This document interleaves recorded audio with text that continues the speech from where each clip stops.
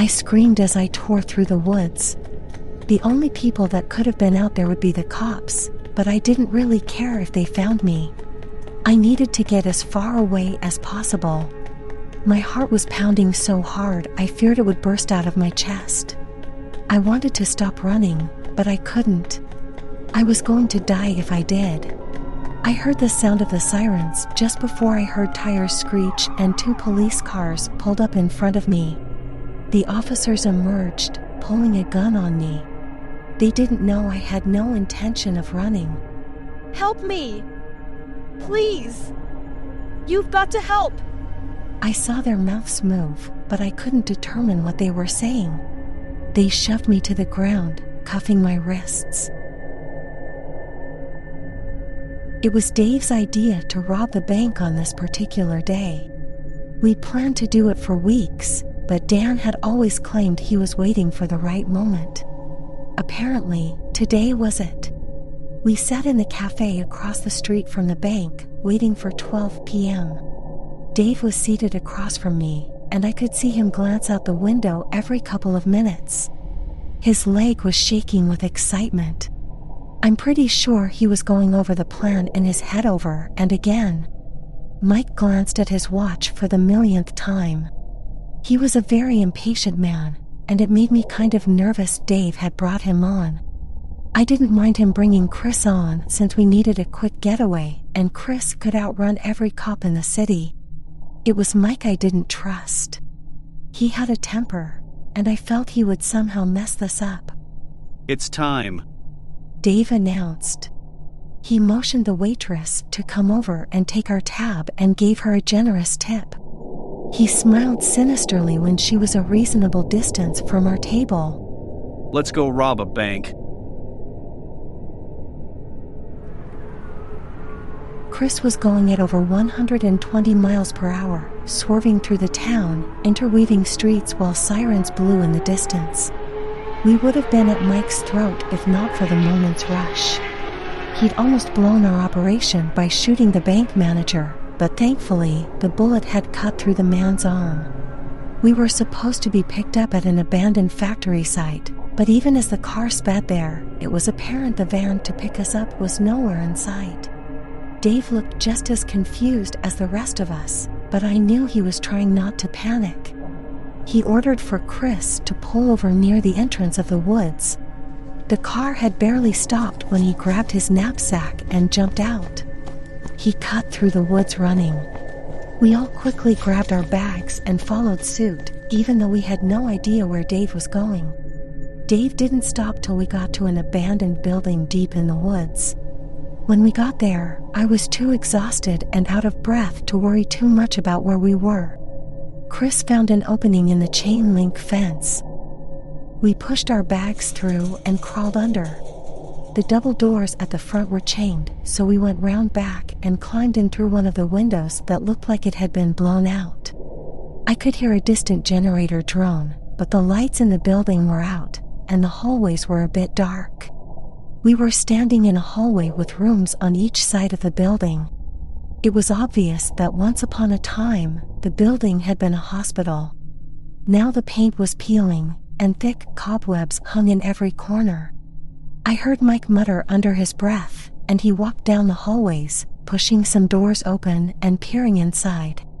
A gust of cold wind blew through the windows, and Chris and I exchanged glances. It was 70 degrees outside. Where on earth had that cold wind come from? The sound of a child's laughter coming from down the hallway suddenly made the hair at the back of my neck stand. I wasn't entirely sure I heard it. I looked at Dave to see if he had heard the laughter too, but he strolled down the hallway, calling after Mike. Chris shrugged and went after him. I followed closely behind, peering into some of the rooms. I realized Mike had disappeared.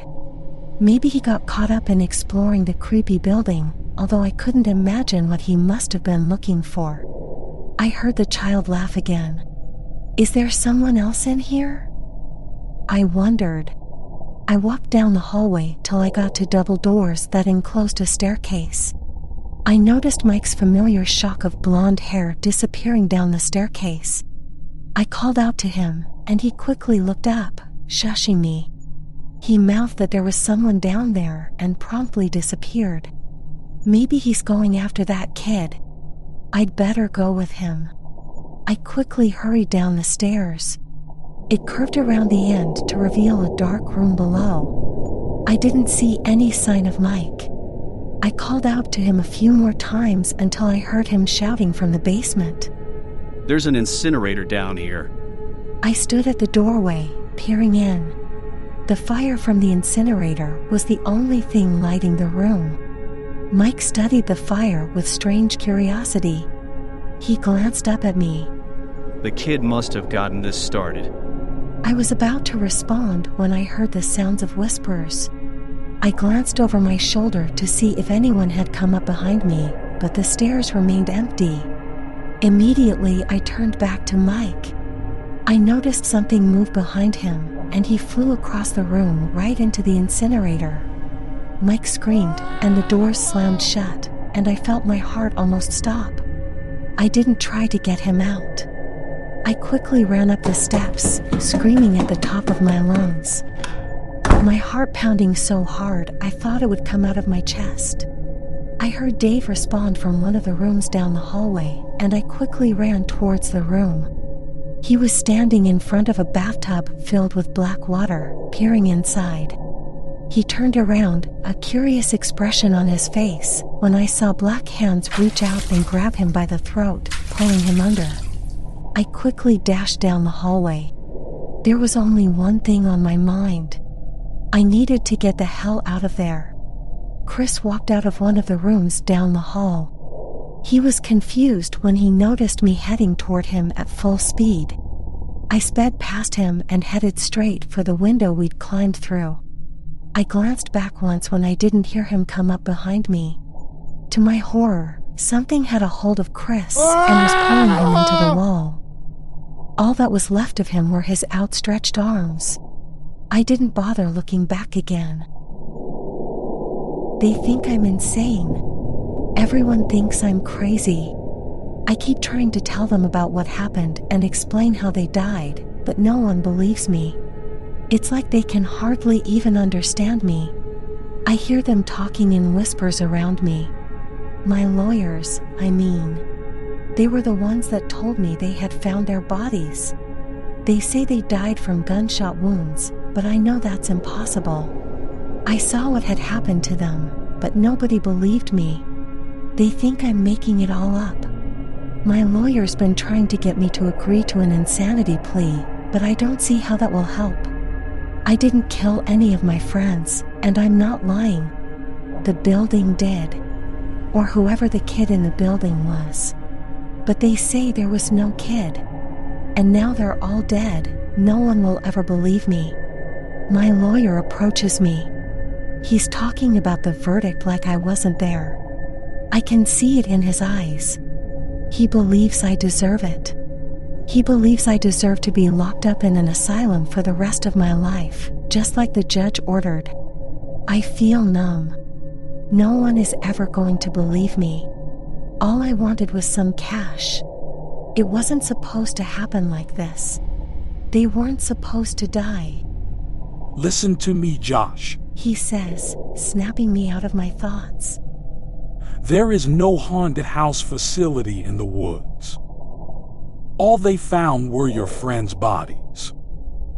You hear me? I shake my head. It's all a lie. I don't know how they found the bodies, but I know I'm not insane. I didn't shoot my friends. They died in the building. A thought crosses my mind, and suddenly my pulse picks up. But what if you did, Josh? What if you did?